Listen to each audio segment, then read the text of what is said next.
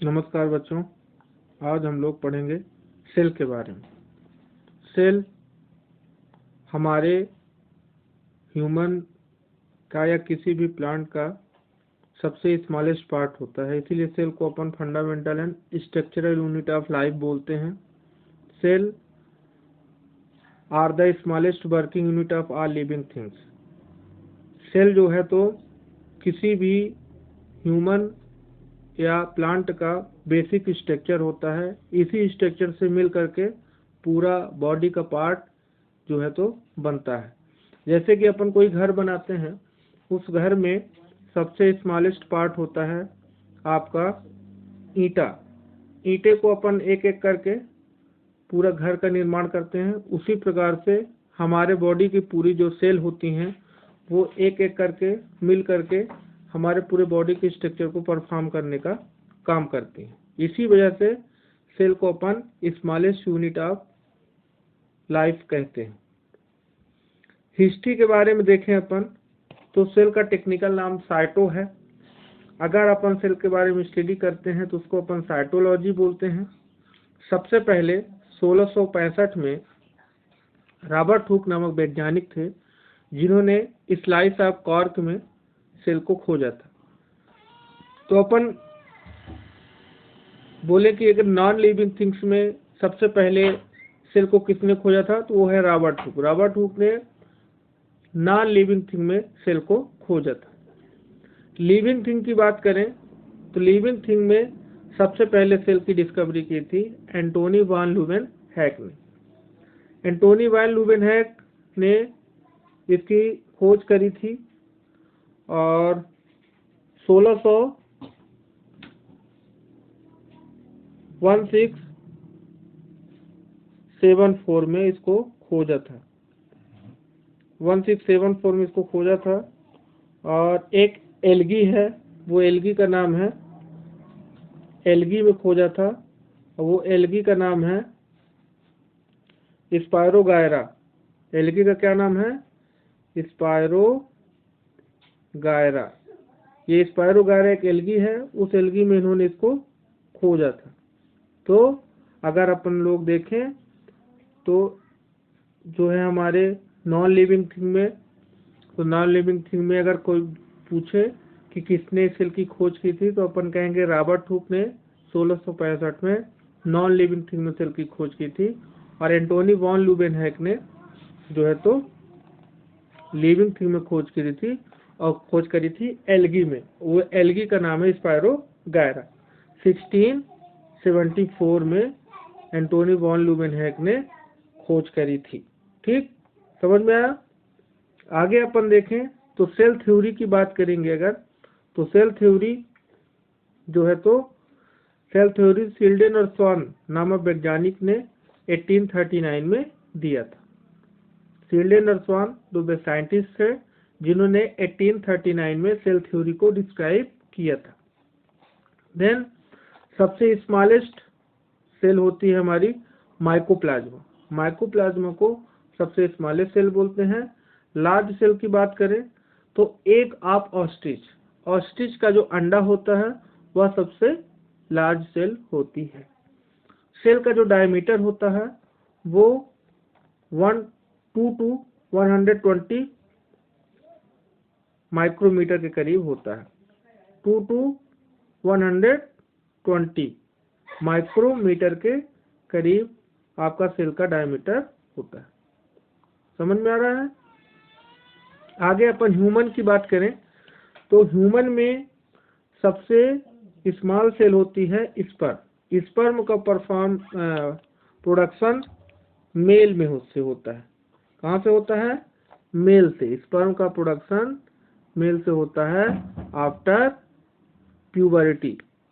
After प्यूबरिटी, प्यूबरिटी जब mail में आती है उसके बाद जो है तो स्पर्म का प्रोडक्शन होता है, जो हमारे सबसे स्मॉलेस्ट सेल होती है। लार्ज सेल की बात करें या बिग सेल की बात करें तो बिग सेल जो होता है वो ओवा होता है, मतलब एग। फीमेल्स का एग जो उनकी ओवरी से प्रोड्यूस होता है। कहाँ से प्रोड्यूस होता है? ओवरी से जब मेंस्ट्रुएशन साइकिल आती है, मेंस्ट्रुअल साइकिल जब स्टार्ट होती है तब फीमेल से जो है तो ओवा रिलीज होता है, वो हमारा सबसे बिग सेल होता है। ठीक, लार्ज ह्यूमन सेल की बात करें तो लार्ज ह्यूमन सेल जो होते हैं वो आपके न्यूरॉन्स होते हैं। हमारे शरीर में मिलियंस ऑफ न्यूरॉन्स पाए जाते हैं जो इंफॉर्मेशन के ट्रांसपोर्टेशन के लिए महत्वपूर्ण होते हैं। क्या के लिए होते हैं? इंफॉर्मेशन के ट्रांसपोर्टेशन के लिए महत्वपूर्ण होते हैं। ये जो है तो हमारे मस्तिष्क में पाए जाते हैं, न्यूरॉन्स और बॉडी के डिफरेंट पार्ट में पाए जाते हैं। अब न्यूरॉन्स ही हमारे शरीर का वह सेल होता है जिसमें लेस डिवीजन होता है। क्या होता है? Less division. न्यूरॉन्स में बिल्कुल भी डिवीजन नहीं होता है। इसीलिए हमारे आप मस्तिष्क में देखेंगे न्यूरॉन्स जो है तो 90% पाया जाता है। कितना पाया जाता है? 90%। तो 90% न्यूरॉन्स में डिवीजन नहीं होता है। तो भी देखिए कि हमारे नर्वस सिस्टम में ट्यूमर हो जाता है। क्या हो जाता है? ट्यूमर। और ये ट्यूमर का अगर अपन ने इलाज नहीं लिया तो ये कैंसरस सेल भी बन सकता है। ठीक, तो जब हम बोल रहे हैं कि न्यूरॉन्स में जो है तो आपका डिवीजन होता ही नहीं है, तब फिर कैसे कैंसर बन जाता है? तो आप समझ लीजिए कि यहाँ पे गिलियल सेल पाई जाती है। क्या पाई जाती है? गिलियल सेल, जो 10% होती है। कितनी होती है? 10%। गिलियल सेल 10% होती है जो डिवीजन करती है। इसी गिलियल सेल के डिवीजन की वजह से ट्यूमर परफॉर्म होता है, जिसको अगर अपन ट्रीटमेंट न करें तो वो जो है तो हमारे लिए नुकसानदेह हो सकता है और कैंसर में बदल सकता है। समझ में आया? तो अपन क्या कहेंगे कि सबसे लेस डिवीजन न्यूरॉन्स में होता है। अब अगला देखेंगे अपन तो सबसे फास्ट डिवीजन लीवर में होता है। कहाँ होता है? लीवर में। लीवर हमारे शरीर का वह पार्ट होता है जहाँ पे बहुत फास्ट डिवीजन होता है। सेल बहुत जल्दी जल्दी परफॉर्म करती है, बहुत जल्दी जल्दी डिवीजन करती है। ठीक है, इसीलिए आप देखिए कि अगर किसी भी व्यक्ति का आप 20% लीवर को काट भी दीजिए तो भी वो बहुत जल्दी ग्रो कर जाता है, ग्रोथ कर जाता है। क्या कर जाता है? ग्रोथ। इसीलिए क्योंकि वहाँ पे फास्ट डिवीजन होता है। क्या होता है? Fast division. तो अपन कहेंगे कि बिल्कुल भी डिवीजन कहाँ नहीं होता है, तो आपका वो न्यूरॉन्स है। क्या है? न्यूरॉन्स। और फास्ट डिवीजन की बात करेंगे तो फास्ट डिवीजन आपके लीवर में होता है। समझ में आया? अगला देखेंगे अपन तो अगर ये देखिए एग्जाम्पल है, ये आपका एमीबा की सेल है। देखिए कैसे दिख रही है। ये आपके प्लांट स्टेम की सेल है, ये आपके बैक्टीरिया की सेल है, ये आपके नर्व सेल, ये हमारे ह्यूमन के नर्व सेल की सेल है, और ये आपके रेड ब्लड सेल की सेल है। ठीक, तो ये आपके कुछ फिगर आउट किए गए हैं सेल के बारे में। ठीक, अगला अपन देखेंगे स्ट्रक्चर ऑफ एनिमल सेल। क्योंकि हम लोग ह्यूमन एनाटॉमी पढ़ रहे हैं, इस वजह से हम लोग जो है तो एनिमल सेल का स्ट्रक्चर देखेंगे। तो आप देखेंगे कि एनिमल सेल में सबसे बीच में ये जो पाया जा रहा है, ये वाला पार्ट आपका न्यूक्लियस कहलाता है। ये वाला पार्ट आपका एंडोप्लाज्मिक रेटिकुलम कहलाता है। ये वाला पार्ट आपका प्लाज्मा मेम्ब्रेन या सेल मेम्ब्रेन कहलाती है। इसके बाद ये वाले पार्ट आपके कहलाते हैं माइटोकॉन्ड्रिया, और ये जो ग्रीन में दिख रहे हैं ये आपके कहलाएंगे लाइसोसोम। ये वाला पार्ट आपका कहलाता है गोल्गी ऑपरेटर्स, और जो इसमें येलो कलर में लिक्विड भरा हुआ है इसको अपन साइटोप्लाज्म बोलते हैं। समझ में आया? चलिए आगे देखते हैं अपन इनका अलग अलग से अपन डिस्क्रिप्शन देखेंगे। तो सबसे पहले अपन सेल मेम्ब्रेन देखें। तो सेल मेम्ब्रेन जो होती है वो आपके प्लांट और एनिमल दोनों में पाई जाती है। ठीक, सेल मेम्ब्रेन प्लांट और एनिमल दोनों में पाई जाती है। Outer membrane of cell that control movement in and out of the cell. इसका मतलब ये है कि यह हमारे सेल का बाहरी हिस्सा होती है सेल मेम्ब्रेन, जो अगर सेल को कुछ भी चीजें बाहर से अंदर लेना होता है तो उसको भी कंट्रोल करती है, और कुछ चीजें अंदर से बाहर निकालना होता है उसको भी कंट्रोल करती है। इसीलिए इसको अपन बोलते हैं सेल मेम्ब्रेन को control movement and out of the cell, in and out of the cell. In और आउट मतलब अंदर भी और बाहर भी, तो बिना इसके अपन कोई भी चीजें नहीं बोल सकते। अगला देखेंगे अपन कि ये जो हमारी सेल मेम्ब्रेन होती है डबल लेयर्ड होती है और प्रोटीन की बनी होती है, ठीक है, जो हमारे मटेरियल्स को अंदर रखने का काम करती है। समझ में आया? अगला देखेंगे अपन सेल वॉल। तो सेल वॉल जो होती है ये प्लांट और बैक्टीरिया दोनों में पाई जाती है, ठीक है, प्लांट सेल और बैक्टीरिया दोनों में पाई जाती है, ह्यूमन में नहीं होती है, ठीक। ये सेलुलोज की बनी रहती है, क्या की बनी होती है? सेलुलोज की, और इसका काम रहता है प्रोटेक्शन और शेप का। जो सेल हमारी जिस स्ट्रक्चर में बनी होती है उसको देने का काम सेल वॉल करती है, ठीक। अगला बॉडी का पार्ट है माइटोकॉन्ड्रिया। माइटोकॉन्ड्रिया की खोज अल्टमैन ने 1886 में किया था। जो माइटोकॉन्ड्रिया होता है या जो है तो फैट और कार्बोहाइड्रेट का ब्रेक डाउन करता है और उसको जो है तो केमिकल रिएक्शन करके एनर्जी में परफॉर्म करता है। इसी वजह से अपन इसको माइटोकॉन्ड्रिया को पावर हाउस बोलते हैं। क्या बोलते हैं? पावर हाउस, क्योंकि ये जो है तो एनर्जी बनाने का काम करता है, इसीलिए इसको अपन पावर हाउस ऑफ सेल बोलते हैं, ठीक है। समझ में आया? आगे देखेंगे अपन तो जो आपका सेल होता है मतलब माइटोकॉन्ड्रिया वो आपका वाटर और को कंट्रोल करने का काम करता है। सेल में वाटर को कंट्रोल करने का काम माइटोकॉन्ड्रिया करता है। साथ ही साथ ये प्रोटीन, फैट, कार्बोहाइड्रेट को रिसाइकल और डिकम्पोज करने का काम करता है। माइटोकॉन्ड्रिया में जो है तो इनर लेयर में छोटी छोटी क्रिस्टी पाई जाती हैं, ठीक है। ये क्रिस्टी ही जो है तो एनर्जी बनाने में मदद करती है। साथ ही साथ एक चीज और बताना चाहूंगा, जो आपको माइटोकॉन्ड्रिया होता है इसमें क्रेब्स साइकिल इसी में होती है। तो वो जो है तो एनर्जी को बनाने का काम करती है। कितना एनर्जी प्रोड्यूस करता है एक क्रेब्स साइकिल? 38 एटीपी रिलीज करता है। इसीलिए हर सेल में जो है तो क्रेब्स साइकिल होती है जो अपना एनर्जी बनाने का काम करती है। इसी वजह से अपन माइटोकॉन्ड्रिया को power house of the cell बोलते हैं। इसके बाद अगला पार्ट है आपका गोल्गी बॉडीज। तो गोल्गी बॉडीज को अपन मुख्यतः नाम देते हैं ट्रांसपोर्टर का। ट्रांसपोर्टर का नाम क्यों देते हैं? क्योंकि ये जो है तो एनर्जी को, प्रोटीन को एक स्थान से दूसरे स्थान पे पहुंचाने का काम करती है, इसीलिए इसको अपन ट्रांसपोर्टर का काम देते हैं। कोई भी भाई अपन कहीं भी जाते हैं, भोपाल जा रहे हैं, दिल्ली जा रहे हैं, कहीं भी जा रहे हैं, तो अपन किसी भी चीज़ से जाएंगे, चाहे बस से जाएं या रेलगाड़ी से जाएं, तो वो हमारा ट्रांसपोर्ट है, मतलब हमको पहुंचाने का काम कर रही है।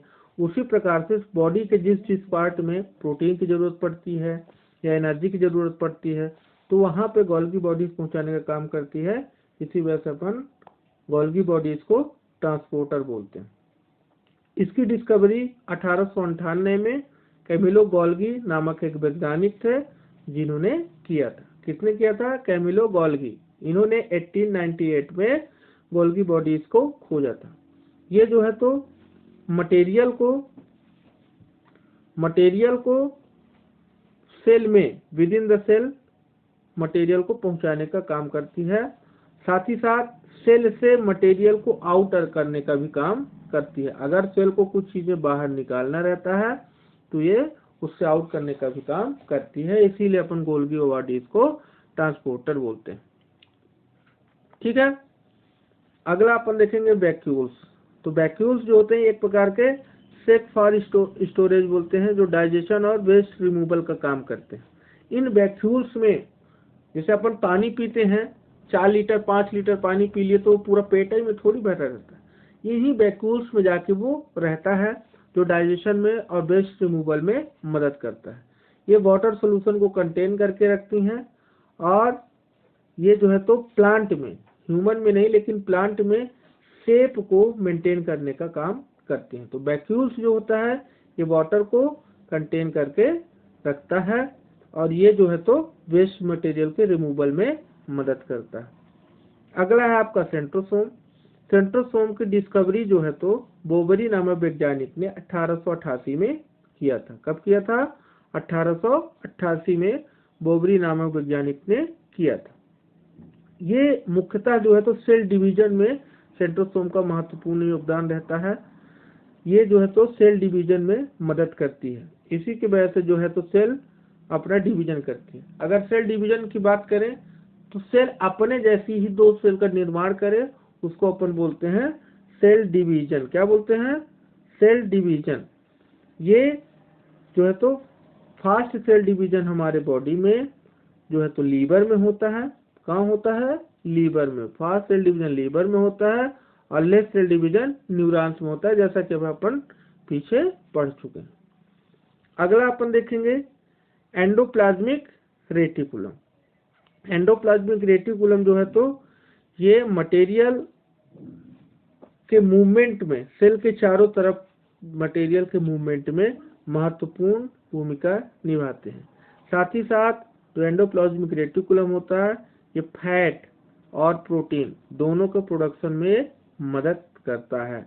मतलब कि अपन ये कहें कि एंडोप्लाज्मिक रेटिकुलम फैट और प्रोटीन बनाने का काम करता है। जनरली दो प्रकार का एंडोप्लाज्मिक रेटिकुलम होता है।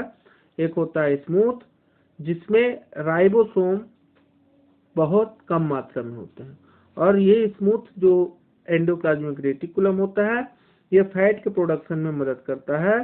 दूसरा पार्ट है आपका रफ टाइप या रफ एंडोप्लाज्मिक रेटिकुलम। इसमें राइबोसोम बहुत प्रचुर मात्रा में पाए जाते हैं और ये प्रोटीन के प्रोडक्शन में मदद करता है। समझ में आया? तो एंडोप्लाज्मिक रेटिकुलम प्रोटीन या फैट को बनाता नहीं है, ये प्रोटीन और फैट के बनने में मदद करता है। बनाता कौन है? राइबोसोम। प्रोटीन कौन बनाता है? राइबोसोम।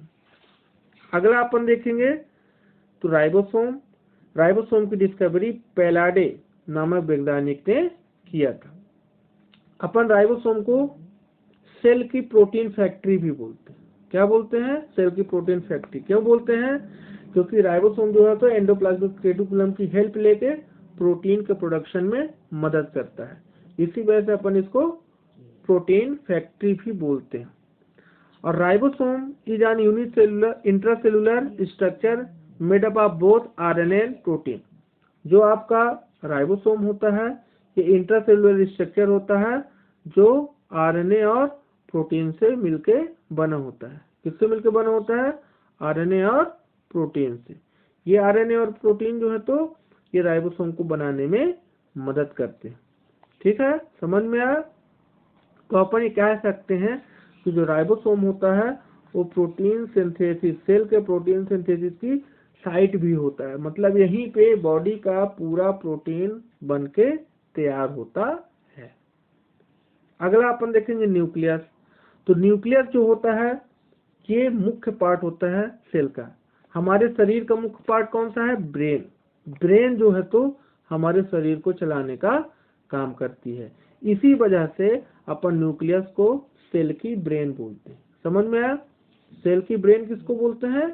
न्यूक्लियस को। अगर कोई आपसे पूछे कि सेल की ब्रेन कहाँ है तो आप बोलेंगे न्यूक्लियस है।